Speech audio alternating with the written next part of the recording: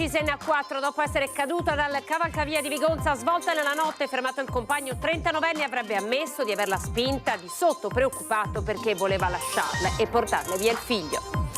Già da Zanola, Andrea Favero, prima la convivenza Stra, poi il trasferimento con il bambino di 3 anni a Vigonza, i vicini di casa sconvolti. Lei lavorava a Vigonovo, il paese di Giulia Cecchettin. Ad esprimere il grande dolore della comunità di Vigonza è il primo cittadino, quella di lui è una famiglia ineccepibile. Ora saremo vicini al figlioletto. Una settimana fa l'attivazione nel comune di un numero verde per donne maltrattate. A poco più di 7 mesi dalla sentenza di primo grado si è aperto a Mestre il processo d'appello contro Valentina Boscaro, condannata in primo grado a 24 anni per aver ucciso il fidanzato. Arzignano violenta, la nipote 17enne, una 35enne di origine indiana, è stato identificato e rintracciato a Pavia dai carabinieri. Le piogge abbondanti di oggi, le previsioni di forti precipitazioni per domani fanno scattare l'allerta arancione tra il Vicentino e il Trevigiano, ma Rostica e Bessiche chiudono le scuole.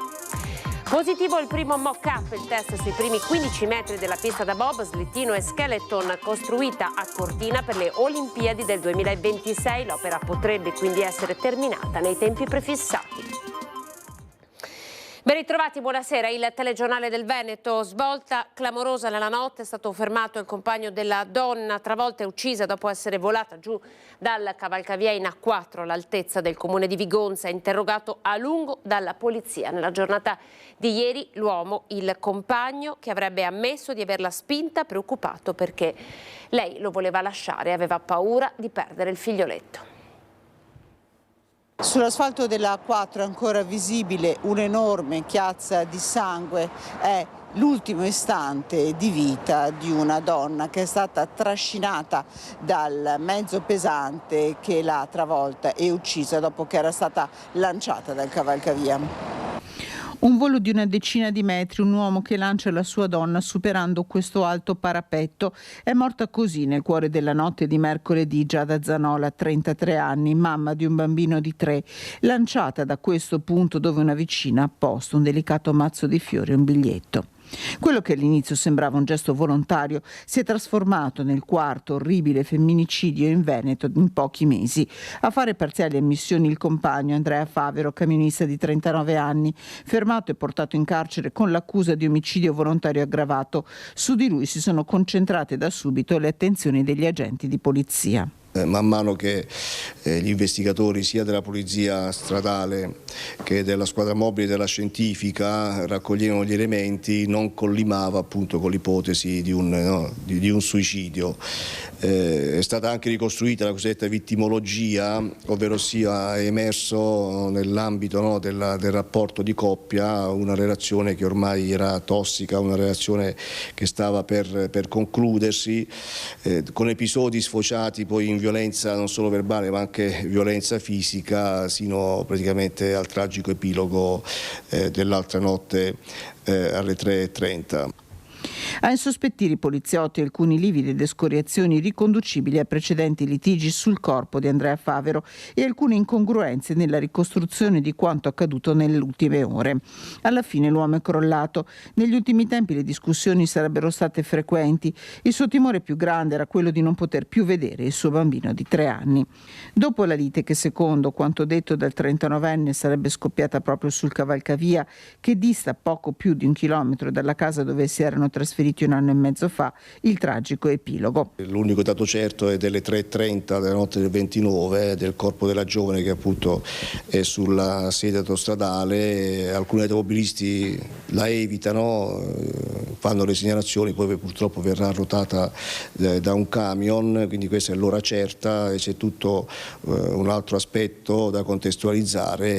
Nessuna denuncia precedente, nessuna segnalazione alle forze dell'ordine, una coppia normale, un lavoro normale, lui camionista già da commessa, una famiglia che viveva in questa casa con il loro bambino di 3 anni e 2 cani, un pastore tedesco e un husky. Una tragedia dove restano molti punti da chiarire, con le prime risposte attese dall'autopsia sul corpo della donna. Andiamo in via Prati a Vigonza, dove appunto, come avete sentito, la famiglia si era trasferita da poco.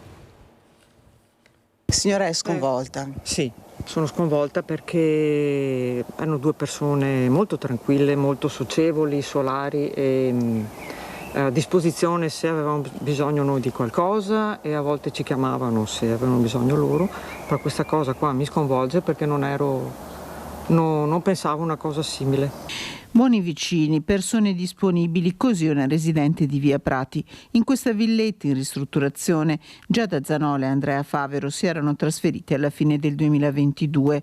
La bici del bambino, un gioco nel giardino, i 2 cani che abbaiano.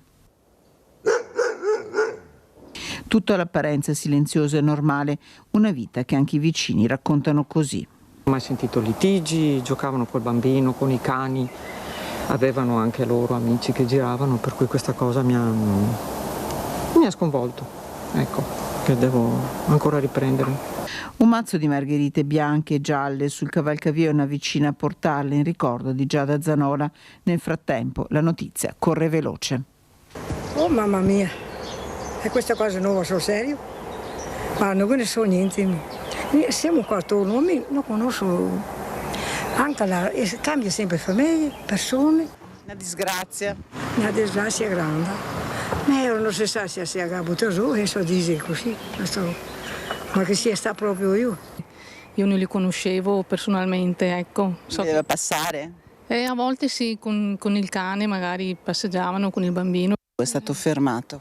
Ho sentito, però non saprei, cioè una cosa troppo brutta.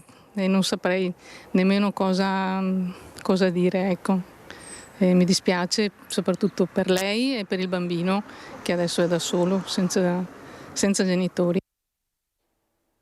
Si dice scosso per la brutalità del gesto, troviamo il modo per fermare questa inarrestabile catena di femminicidi, così il sindaco di Padova Sergio Giordani, nonché presidente della provincia. Abbiamo sentito anche Gianmaria Boscaro, sindaco di Vigonza. Episodio gravissimo, la coppia tra l'altro risiedeva nel suo comune, che effetto fa? Sì, già ieri eravamo sconvolti quando si parlava di un suicidio, perché comunque era un fatto che aveva colpito la nostra comunità. Questa mattina, quando ci siamo risvegliati, la notizia dell'ipotesi di omicidio ci ha lasciato veramente basiti. La coppia risiedeva nel nostro territorio, anche se da poco tempo, da circa un anno, e devo dire che il nostro pensiero oggi, mio, di tutta la comunità, va alla famiglia di Giada e al piccolo figlio che ha qualche anno, è nato nel 2020, a cui veramente vogliamo dare tutto il nostro contributo e tutto il nostro sostegno in qualsiasi modo, per qualsiasi esigenza ci sia, visto che frequenta anche un nostro asilo parrocchiale di Vigonza. E c'è una coincidenza che veramente ci fa riflettere. Una settimana fa l'assessore sociale aveva diffuso tramite social una campagna a favore per sensibilizzare le donne vittime di violenza, di minacce, di abusi, mettendo a disposizione un numero verde, perché forse grazie alla sua esperienza, anzi sicuramente aveva avuto sentore che ci sono ancora troppi casi che per vergogna, per paura non vengono denunciati, segnalati e non ci si appoggia. Questo è un lavoro che dobbiamo fare tutti insieme per aumentare la sensibilità, perché da quello che emerge dalle prime ricostruzioni, anche in questo caso si tratta di un omicidio che nasce da un litigio, da un altergo tra 2 compagni e che ha portato alla tragica fine di Giada. A poco più di 7 mesi dalla sentenza di primo grado si è aperto questa mattina a Mestre il processo d'appello contro Valentina Boscaro, la giovane donna condannata per aver ucciso il fidanzato Mattia Caruso. Era presente nell'aula bunker del tribunale a Mestre Valentina Boscaro, la donna di 32 anni, condannata in primo grado a 24 anni di reclusione lo scorso 18 ottobre a Padova per l'omicidio del fidanzato Mattia Caruso. Rinchiusa nel carcere veronese di Montorio, è stata condannata per aver ucciso con una coltellata al cuore il compagno dopo una serata trascorsa in un locale di Montegrotto nel settembre del 2021. I difensori di Valentina Boscaro da sempre hanno sostenuto che il giovane aveva un atteggiamento intimidatorio nei confronti della ragazza, Un rapporto costellato di violenze fisiche e verbali, quello tra i due, secondo i difensori di Valentina Boscaro, che cercheranno di provare come la donna, che dopo la morte di Caruso per giorni aveva negato il suo coinvolgimento, abbia agito per legittima difesa. Siamo nel Vicentino Arzignano, un uomo ha violentato la nipote 17enne, è stato identificato ed arrestato. Abusata dallo zio, vittima una studentessa di 17 anni. Era il 29 febbraio quando la giovane di nazionalità indiana avrebbe subito le attenzioni dello zio 35enne. Tutto succede all'interno delle mura domestiche di una casa di Arzignano. Nonostante le pressioni psicologiche ricevute per cellare lo scandalo, la giovane ha trovato il coraggio di denunciare quanto accaduto. Effettuati i necessari accertamenti sanitari a conferma dell'avvenuto reato, i carabinieri di Arzignano hanno informato prontamente la Procura della Repubblica di Vicenza. Sin dalle prime battute le indagini appaiono particolarmente complesse e delicate. La vittima minorenne non conosce le complete generalità del suo aggressore, né tantomeno è in grado di riferire elementi utili alla sua identificazione.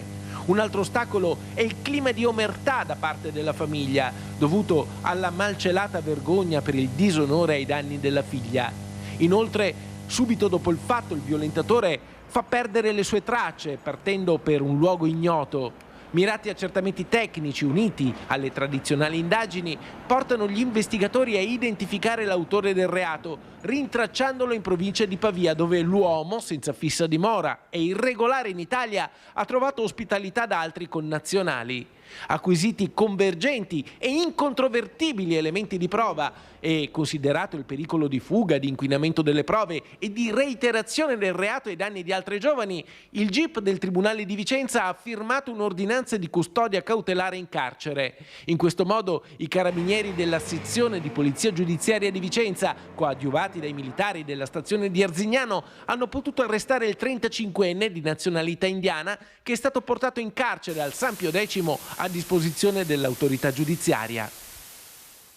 Siamo al maltempo, domani 31 maggio tutte le scuole di Marostica di ogni ordine e grado rimarranno chiuse. La decisione è stata ufficializzata dal sindaco Matteo Mozzo ed è arrivata dopo il sopralluogo con il consorzio di bonifica nel quale è stato rilevato che la piana del Longhella ha asportato ingenti quantitativi di materiale da sotto i muraglioni in cemento armato rivestito in pietra dell'Argine, lato quartiere San Benedetto. Nel sopralluogo sono state rilevate l'esposizione e la scopertura quasi totale delle unghie di fondazione dei muri con voragini in profondità. La pioggia di oggi e la presenza di oltre 40 fenomeni franosi registrati in questi giorni ha determinato dunque la scelta di chiudere le scuole. E l'allerta è arancione anche nella Marca trevigiana. Il Muson dei Sassi e Avenale tornano a fare paura tra Asolano e Castellana.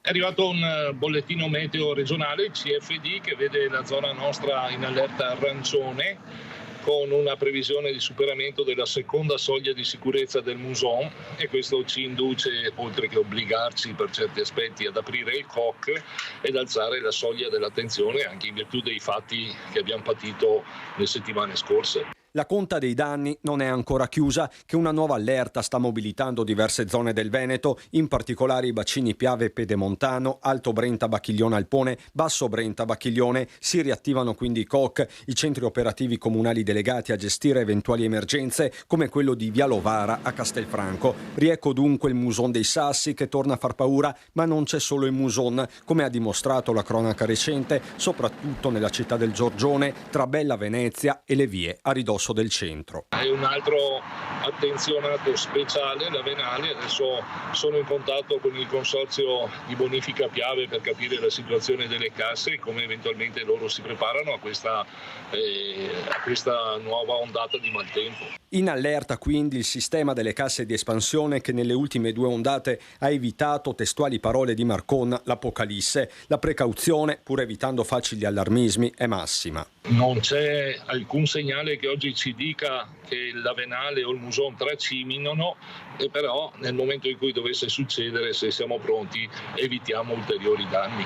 Al momento quindi a Castelfranco le scuole restano aperte. Ha deciso diversamente il sindaco di Loria, Simone Baggio, per quanto riguarda la frazione di Bessica, dove nelle settimane scorse il Brenton aveva tracimato. Chiuderò la scuola primaria di Bessica di Loria, che sappiamo è forse la frazione che è più critica dal punto di vista idraulico nel comune di Loria, e mi sono confrontato con il referente della Materna, sempre di Bessica, Don Paolo Furlan, e abbiamo concordato assieme di chiudere anche la Materna. Speriamo non serva, ma siamo pronti ad affrontare un'eventuale nuova emergenza. COC aperto a San Zenone degli Ezzelini, dove sorvegliata speciale torna all'area di Careinati. Marconi intanto si rivolge direttamente ai concittadini.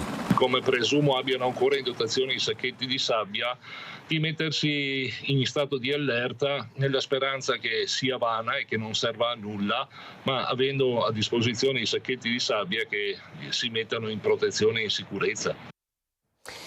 Allora c'è una notizia dell'ultima ora che aggiunge un tassello in più al femminicidio di Vigonza. Già da Zanola e Andrea Favero dovevano sposarsi a settembre, poi lei aveva annullato tutto, aveva annullato le nozze perché non se la sentiva più, riferiscono così alcuni amici della coppia. Pare che Andrea fosse gelosissimo e possessivo già da una ragazza molto solare che non si sarebbe mai tolta la vita. Dunque era stato fissato un matrimonio tra i due che poi è stato annullato.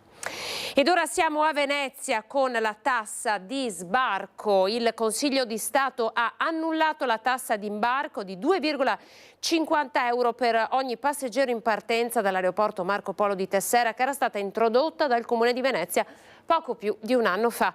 I giudici amministrativi hanno accolto il ricorso presentato da Save, sottolineando tra i diversi aspetti la non proporzionalità della misura e la sua incidenza su persone, i passeggeri in partenza da Venezia, che verosimilmente potrebbero non essere né cittadini veneziani né turisti in visita a Venezia, ma magari cittadini veneti che periodicamente si imbarcano dall'aeroporto di Venezia e che pertanto alcun beneficio potrebbero ricevere dai servizi resi dal Comune di Venezia.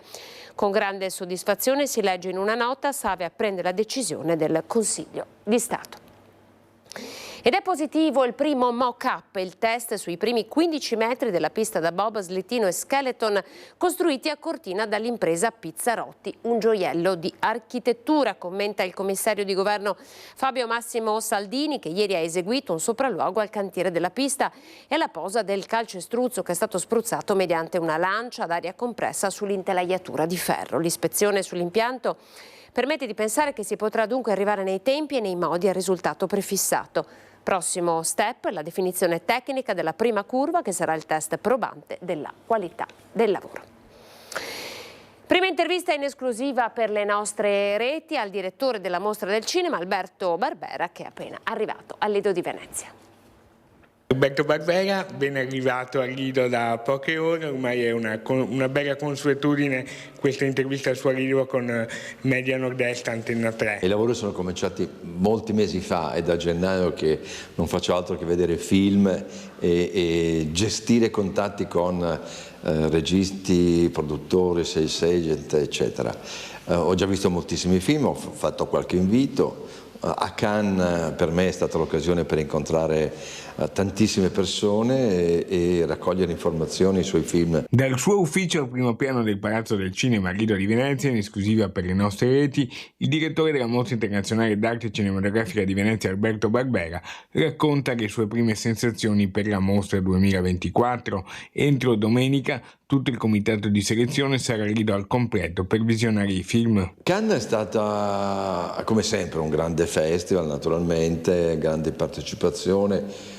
Alcuni grandi film, alcuni film che forse sono risultati non all'altezza delle aspettative e quindi complessivamente il bilancio finale non è tra i più esaltanti, sicuramente non all'altezza della precedente edizione. Io spero di riuscire a fare meglio a Venezia quest'anno. Il 23 luglio ci sarà la presentazione del programma del festival che si svolgerà dal 28 agosto al 7 settembre prossimi al Lido. Anche quest'anno ci saranno numerosi film americani e credo di grande interesse, di grande qualità. Siamo in chiusura, ci fermiamo qui. Grazie per averci seguito come sempre. Dopo di noi il telegiornale di Venezia. Arrivederci.